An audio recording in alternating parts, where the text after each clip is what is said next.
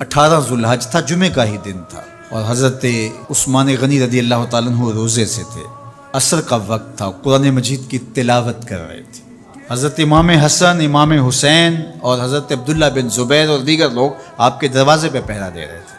لیکن باغی پچھلے گھر سے دیوار پھلانگ کے آپ کے گھر میں داخل ہوئے اور تلوار سے وار کیا۔ آپ کی زوجہ حضرت نائلہ آگے بڑھیں اور ہاتھ سے روکنا چاہا، آپ کی انگلیاں کٹ گئیں۔ پھر دوسرا وار کیا تو حضرت عثمان غنی رضی اللہ تعالیٰ عنہ کا دایاں ہاتھ کٹ کے گر گیا۔ حضرت عثمان غنی رضی اللہ تعالیٰ عنہ نے افسوس کیا اور کہا کہ تم نے وہ ہاتھ کاٹ دیا جس سے میں وحی کی کتابت کیا کرتا تھا۔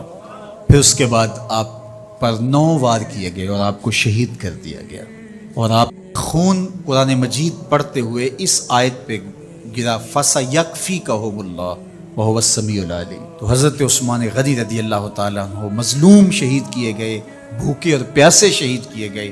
ظلماً شہید کیے گئے، اور دنیا کی تاریخ میں آپ کو ایسا نہیں ملے گا کہ اتنی بڑی حکومت کسی کے پاس ہو اور وہ خود گھیر لیا جائے اور اس کا پانی بھی بند ہو جائے اور وہ حکم دے کہ نہیں، میرے لیے آپ ایک قطرہ بھی خون نہیں بہائیں گے۔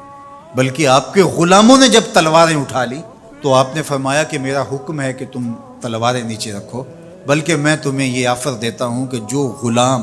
لڑے گا نہیں اور یہ میرے سے عہد کرتا ہے وہ آزاد ہے۔ حضرت ابو ہریرہ رضی اللہ تعالیٰ عنہ، حالانکہ یہ پڑھنے پڑھانے والے لوگ تھے،